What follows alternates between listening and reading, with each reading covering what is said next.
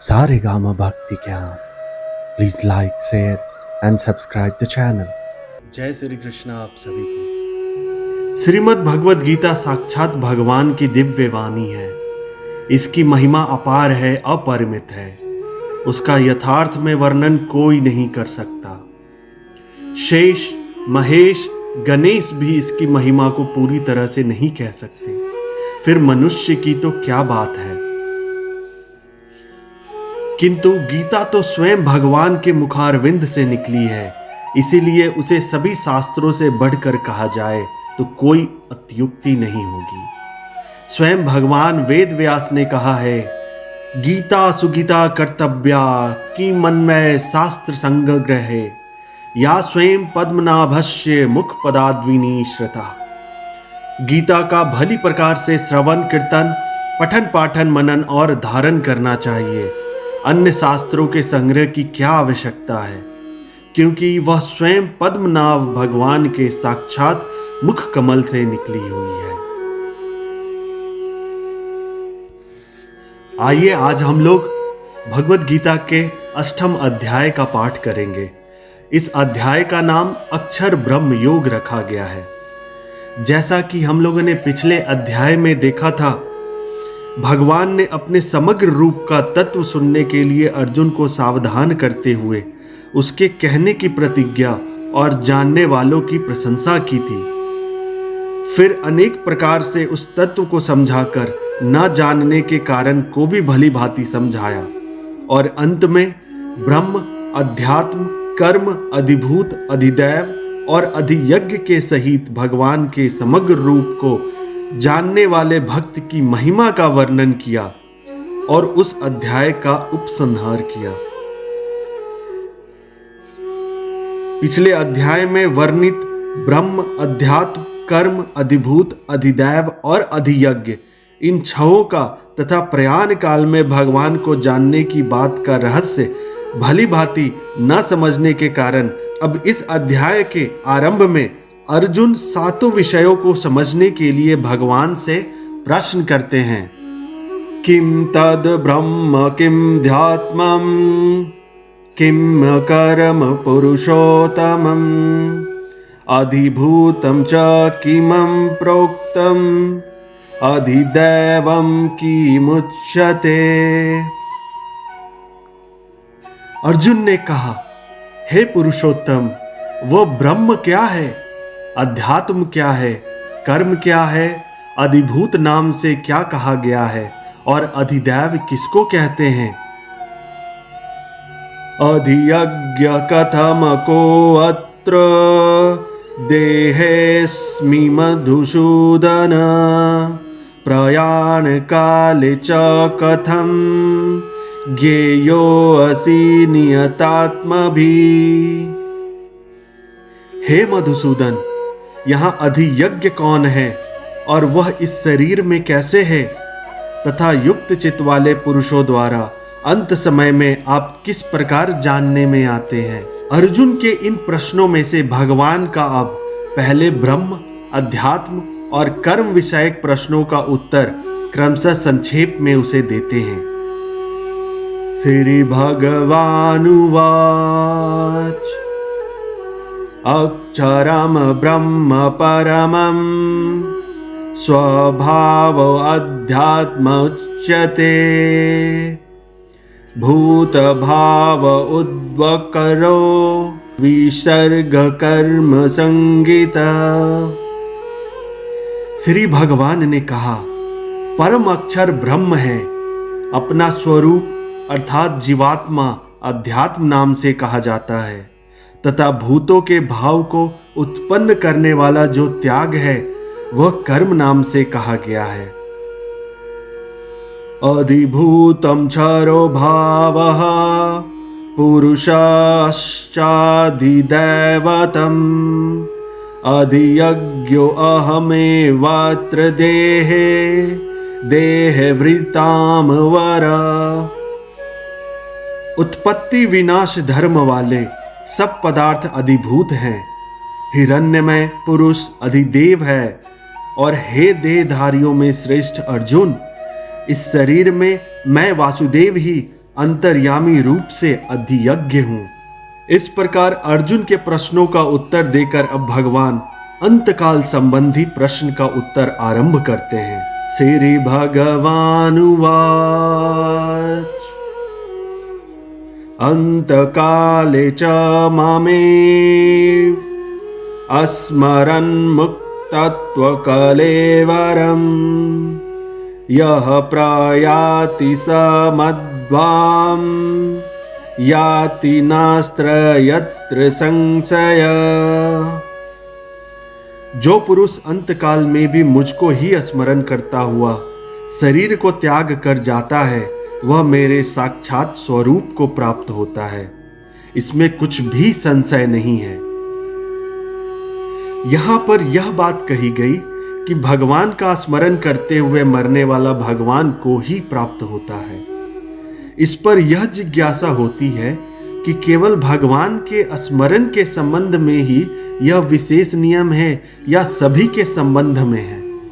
इस पर भगवान कहते हैं यम यम वापि स्मरण भावम त्यजत्ययन्त कलेवरम तम तमैवति कान्ते सदा तद्भावित। हे कुंती पुत्र अर्जुन, यह मनुष्य अंतकाल में जिस जिस भी भाव को स्मरण करता हुआ शरीर का त्याग करता है उसको ही प्राप्त होता है, क्योंकि वह सदा उसी भाव से भावित रहता है। आखिर यहाँ पे अंतकाल किस समय का वाचक कहा गया है? तो अंतकाल वो अंतिम क्षण में इस स्थूल देह से प्राण, इंद्रिय, मन और बुद्धि सहित जीवात्मा का वियोग होता है, उस क्षण को ही अंतकाल कहते हैं। यहां से एक और प्रश्न उत्पन्न होता है कि अंत समय में देव, मनुष्य, पशु, वृक्ष आदि सजीव पदार्थों का स्मरण करते हुए मरने वाला उन योनियों को प्राप्त हो जाता है। यह बात तो ठीक है, परंतु जो मनुष्य जमीन, मकान आदि निर्जीव जड़ पदार्थों का चिंतन करता हुआ मरता है वह उनको कैसे प्राप्त होता है? तो जमीन, मकान आदि का चिंतन करते करते मरने वालों को अपने गुण और कर्मानुसार अच्छी बुरी योनि मिलती है और उस योनि में वह अंत समय की वासना के अनुसार जमीन, मकान आदि जड़ पदार्थों को प्राप्त होता है।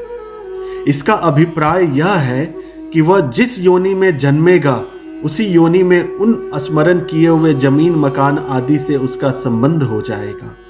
जैसे मकान का मालिक मकान को अपना समझता है, वैसे ही उसमें घोंसला बनाकर रहने वाले पक्षी और बिल बनाकर रहने वाले चूहे और चींटी आदि जीव भी उसे अपना ही समझते हैं।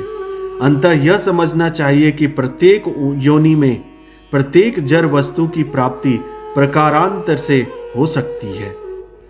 जिस जिस भी भाव का स्मरण करता हुआ शरीर को छोड़कर जाता है, निरंतर उस भाव से भावित होते होते उसको ही प्राप्त हो जाता है। आखिर इसमें हानि क्या है? तो आइए जानते हैं। इसमें हानि की कोई बात ही नहीं है। इससे तो यह बात स्पष्ट हो जाती है कि मनुष्य मरने के साथ तुरंत ही अंतकाल में स्मरण किए हुए भाव को पूर्णतया प्राप्त नहीं होता। मरने के बाद सूक्ष्म रूप से अंतःकरण में अंकित किए हुए उस भाव से भावित होता होता निश्चित समय पर ही उस भाव को पूर्णतया प्राप्त होता है। किसी मनुष्य का फोटो लेते समय जिस क्षण फोटो खींचा जाता है उस क्षण में वह मनुष्य किस प्रकार से स्थित होता है उसका वैसा ही चित्र उतर जाता है। उसी प्रकार अंतकाल में मनुष्य जैसा चिंतन करता है वैसे ही रूप का फोटो उसके अंतःकरण में अंकित हो जाता है। उसके बाद फोटो की भांति अन्य सहकारी पदार्थों की सहायता पाकर उस भाव से भावित होता हुआ वह समय पर स्थूल रूप को प्राप्त हो जाता है। अंतकाल में जिसका स्मरण करते हुए मनुष्य मरता है उसी को प्राप्त होता है और अंतकाल में प्रायः उसी भाव का स्मरण होता है जिसका जीवन में अधिक स्मरण किया जाता है। यह निर्णय हो जाने पर भगवत प्राप्ति चाहने वाले के लिए अंतकाल में भगवान का स्मरण रखना अत्यंत आवश्यक हो जाता है। और अंतकाल अचानक ही कब आ जाए इसका कुछ पता नहीं है। अतएव अब भगवान निरंतर भजन करते हुए ही युद्ध करने के लिए अर्जुन को आदेश करते हैं। तस्मात् सर्वेषु कालेषु मामनुस्मर युध्य च मया अर्पित मनो बुद्धिम मे वश्य संशय। इसीलिए हे अर्जुन, तू सब समय में निरंतर मेरा स्मरण कर और युद्ध भी कर। इस प्रकार मुझ में अर्पण किए हुए मन बुद्धि से युक्त होकर तू निसंदेह मुझको ही प्राप्त होगा। अभ्यास योग युक्तेन चेतसा नान्यगामिना परमं पुरुषं दिव्यं याति पार्थ नुचिंतयन्। हे पार्थ, यह नियम है कि परमेश्वर के ध्यान के अभ्यास रूप योग से युक्त दूसरी ओर न जाने वाले चित्त से निरंतर चिंतन करता हुआ मनुष्य परम प्रकाश स्वरूप दिव्य पुरुष को अर्थात परमेश्वर को ही प्राप्त होता है। अब दिव्य पुरुष की प्राप्ति बतलाकर भगवान उसका स्वरूप बतलाते हैं। भगवान कहते हैं, कविं पुरामनुशासिता रमणोरनियान् कविं पुरामनुशासिता रमणोरणीयां संमृतमरेद सर्वस्य धातार्मचिन्तयारु आदित्यवर्णं तमसा परस्तात्। जो पुरुष सर्वज्ञ अनादि, सबके नियंता, सूक्ष्म से भी अति सूक्ष्म, सबके धारण पोषण करने वाले अचिंत्य स्वरूप सूर्य के सदृश से नित्य चेतन प्रकाश रूप और अविद्या से अति परे शुद्ध सच्चिदानंदन परमेश्वर का स्मरण करता है। परयाण काले मनसा चलेन भक्तया युक्तो योग बलेन चैव भूर्वो मध्य प्राणामेवश्य सम्यक् शतम परम पुरुषम उपैति दिव्यम। वह भक्ति युक्त पुरुष अंतकाल में भी योग बल से भ्रिकुटी के मध्य में प्राण को अच्छी प्रकार स्थापित करके फिर निश्चल मन से स्मरण करता हुआ उस दिव्य स्वरूप परम पुरुष परमात्मा को ही प्राप्त होता है। यद अक्षरम वेदविदो वदन्ति विशन्ति यद् तयो वीतरागाः यदि अक्षन्तो ब्रह्मचर्यं चरन्ति तते पदं संग्रहेण प्रवक्षये। वेद के जानने वाले विद्वान जिस सच्चिदानंद स्वरूप परम पद को अविनाशी कहते हैं, आसक्ति रहित यत्नशील सन्यासी महात्मा जन जिसमें प्रवेश करते हैं और जिस परम पद को चाहने वाले ब्रह्मचारी लोग ब्रह्मचर्य का आचरण करते हैं, उस परम पद को मैं तेरे लिए अब मैं संक्षेप में कहूंगा। सर्वद्वाराणि संयम्य मनो हृदि निरुद्ध च मूढन्यराधात्मना प्राणम् अस्थितो योगधारणम्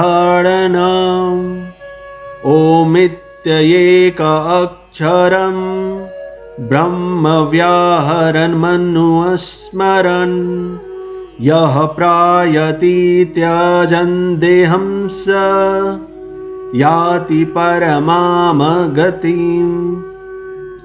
सब इंद्रियों के द्वारों को रोककर तथा मन को हृदय में स्थिर करके फिर उस जीते हुए मन के द्वारा प्राण को मस्तक में स्थापित करके परमात्म संबंधी योग धारणा में स्थित होकर जो पुरुष ओम इस एक अक्षर रूप ब्रह्म को उच्चारण करता हुआ और उसके अर्थ स्वरूप मुझ निर्गुण ब्रह्म का चिंतन करता हुआ शरीर को त्याग कर जाता है, वह पुरुष परम गति को प्राप्त होता है।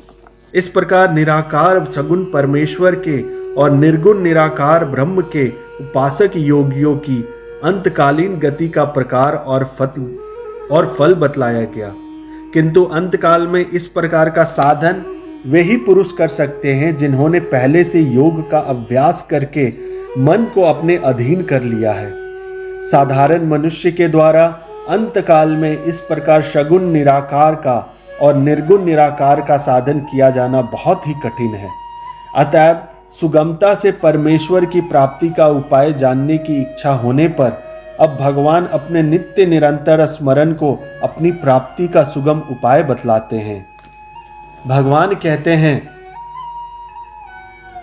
अनन्यचेताः सततं यो माम स्मरति नित्यसा तस्याहं सुलभ पार्थ नित्ययुक्तस्य योगिना। हे अर्जुन, जो पुरुष मुझ में अनन्य चित्त होकर सदा ही निरंतर मुझ पुरुषोत्तम को स्मरण करता है, उस नित्य निरंतर मुझ में युक्त हुए योगी के लिए मैं सुलभ हूं, अर्थात उसे सहज ही प्राप्त हो जाता हूं। मामुपेत्य पुनर्जन्म दुःखालयं शाश्वतं नाप्नुवन्ति महात्मानः संसिद्धिं परमागत। परम सिद्धि को प्राप्त महात्मा जन मुझको प्राप्त होकर दुखों के घर एवं क्षण भंगुर पुनर्जन्म को नहीं प्राप्त होते हैं। अब्रह्म भुवना लोका पुनरावर्तिना अर्जुन मामुपेत्य तु कौन्तेय पुनर्जन्म न विद्यते। हे अर्जुन, ब्रह्मलोक पर्यंत सब लोग पुनरावृत्ति हैं, परंतु हे कुंती पुत्र, मुझको प्राप्त होकर पुनर्जन्म नहीं होता, क्योंकि मैं कालातीत हूं और ये सब ब्रह्म आदि के लोक काल के द्वारा सीमित होने से अनित्य है। सहस्र युग पर्यंत महर्दय ब्रह्मणो विदु सहस्र युग पर्यंतमं हृदि ब्रह्मणो विदु रात्रिं युग सहस्रांतं ते अहोरात्र विदो जना। ब्रह्मा का जो एक दिन है उसको 1000 चतुर्युग गीत की अवधि वाला और रात्रि को भी 1000 चतुर्युग गीत की अवधि वाली जो पुरुष तत्व से जानते हैं, वे योगी जन काल के तत्व को जानने वाले हैं। अव्यक्तादव्यक्तये सर्वा प्रवन्तये रागमे रात्रागमे प्रलीयन्ते तत्रैवाव्यक्त संगके। संपूर्ण चराचर भूतगण ब्रह्मा के दिन के प्रवेश काल में अव्यक्त से अर्थात ब्रह्मा के सूक्ष्म शरीर से उत्पन्न होते हैं और ब्रह्मा की रात्रि के प्रवेश काल में उस अव्यक्त नामक ब्रह्मा के सूक्ष्म शरीर में ही लीन हो जाते हैं। भूतग्रामः स एवायं भूत्वा भूत्वा प्रलीयते रात्रागमे अवशः पार्थ प्रवृत्तिरागमे। हे पार्थ, वही यह भूत समुदाय उत्पन्न होकर प्रकृति के वश में हुआ रात्रि के प्रवेश काल में लीन होता है और दिन के प्रवेश काल में फिर से उत्पन्न होता है। परस्तास्मातु भावोऽन्यो अव्यक्तो अव्यक्तात् सनातना यः स सर्वेषु भूतेषु नश्यत्सु न विनश्यति। उस अव्यक्त से भी अति परे दूसरा अर्थात विलक्षण जो सनातन अव्यक्त भाव है, वह परम दिव्य पुरुष सब भूतों के नष्ट होने पर भी नष्ट नहीं होते। अव्यक्तो अक्षरयुक्तस् अस्तमाहु परमां गतिं यं प्राप्य न निवर्तन्ते तद्धाम परमं मम। जो अव्यक्त अक्षर इस नाम से कहा गया है, उसी अक्षर नामक अव्यक्त भाव को परम गति कहते हैं, तथा जिस सनातन अव्यक्त भाव को प्राप्त होकर मनुष्य वापस नहीं आते, वह मेरा परम धाम है। पुरुषा स परः पार्थ भक्तया लभयस्तवन्यना यस्यान्तस्थानि भूतानि येन सर्वमिदं ततम्। हे पार्थ, जिस परमात्मा के अंतर्गत सर्वभूत है और जिस सच्चिदानंदन परमात्मा से यह सब जगत परिपूर्ण है, वह सनातन अव्यक्त परम पुरुष तो अनन्य भक्ति से ही प्राप्त होने योग्य है। यत्र काले त्वनावृतिम आवृतिम च एव योगिनः प्रयाता यान्ति तं कालं वक्ष्यामि भरतर्षभ। हे अर्जुन, जिस काल में शरीर त्याग कर गए हुए योगी जन तो वापस न लौटने वाली गति को, और जिस काल में गए हुए वापस लौटने वाली गति को ही प्राप्त होते हैं, उस काल को अर्थात दोनों मार्गों को कहूंगा। अग्नि ज्योतिर्तिरा शुक्ल षण्मास उत्तरायणम तत्र प्रायता गच्छन्ति ब्रह्मविदो जना। जिस मार्ग में ज्योतिर्मय अग्नि अभिमानी देवता है, दिन का अभिमानी देवता है, शुक्ल पक्ष का अभिमानी देवता है और उत्तरायण के 6 महीनों का अभिमानी देवता है, उस मार्ग में मरकर गए हुए ब्रह्मवेता योगी जन उपर्युक्त देवताओं द्वारा क्रम से ले जाए जाकर ब्रह्म को प्राप्त हो जाते हैं। इस प्रकार वापस ना लौटने वालों के मार्ग का वर्णन करके अब जिस मार्ग से गए हुए साधक वापस लौटते हैं, उसका वर्णन किया जाता है। भगवान कहते हैं, धूमो रात्रिस्तथा कृष्ण षण्मासा दक्षिणायनम तत्र चांद्रमशं ज्योति योगी प्राप्य निवर्तते। जिस मार्ग में धूमा अभिमानी देवता है, रात्रि अभिमानी देवता है तथा कृष्ण पक्ष का अभिमानी देवता है और दक्षिणायन के 6 महीनों का अभिमानी देवता है, उस मार्ग में मरकर गया हुआ सकाम कर्म करने वाला योगी उपर्युक्त देवताओं द्वारा कर्म से ले गया हुआ चंद्रमा की ज्योति को प्राप्त होकर स्वर्ग में अपने शुभ कर्मों का फल भोग कर वापस आता है। इस प्रकार उत्तरायण और दक्षिणायन दोनों मार्गों का वर्णन करके अब उन दोनों को सनातन मार्ग बतलाकर इस विषय का उपसंहार करते हैं। शुक्ल कृष्णे गति है ते जगत शाश्वते मते एक्यायात्नावृतिम अन्यावर्तते पुनः। क्योंकि जगत के ये 2 प्रकार के शुक्ल और कृष्ण अर्थात देवयान और पितृयान मार्ग सनातन माने गए हैं। इनमें एक के द्वारा गया हुआ जिससे वापस नहीं लौटना पड़ता उस परम गति को प्राप्त होता है, और दूसरे के द्वारा गया हुआ फिर वापस आता है अर्थात जन्म मृत्यु को प्राप्त होता है।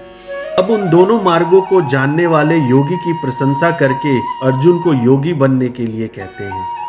भगवान कहते हैं, नैते श्रुति पार्थ जानन्य योगी मुह्यति कंचन तस्मात् सर्वेषु कालेषु योग युक्तो भवार्जुन।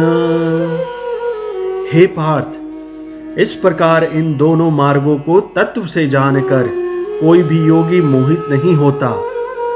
इस कारण हे अर्जुन, तू सब काल में समबुद्धि रूप योग से युक्त हो अर्थात निरंतर मेरी प्राप्ति के लिए साधन करने वाला हो। भगवान ने अर्जुन को योग युक्त होने के लिए कहा। अब योग युक्त पुरुष की महिमा और इस अध्याय में वर्णित रहस्य को समझकर उसके अनुसार साधन करने का फल बतलाते हुए भगवान इस अध्याय का उपसंहार करते हैं। भगवान कहते हैं, वेदेषु यज्ञेषु तपसु च एव दानेषु यत्ते पुण्यफलं प्रदिष्टतम् यत्येति तत्सर्वमिदं विदित्वा योगी परम अस्थामपैति चादमम्। योगी पुरुष इस रहस्य को तत्व से जानकर वेदों के पढ़ने में तथा यज्ञ तप और दान आदि के करने में जो पुण्य फल कहा है उस सब को निसंदेह उल्लंघन कर जाता है और सनातन परम पद को प्राप्त होता है। और इस कथन के साथ श्रीमद् भगवद गीता का ये 8वां अध्याय भी समाप्त होता है। ओम तत्सदिति श्रीमद् भगवद गीता उपनिषत्सु ब्रह्म विद्यायाम योग शास्त्रे श्री कृष्ण अर्जुना संवादे अक्षर ब्रह्म योगो नाम 8मो अध्याय। जय श्री कृष्ण।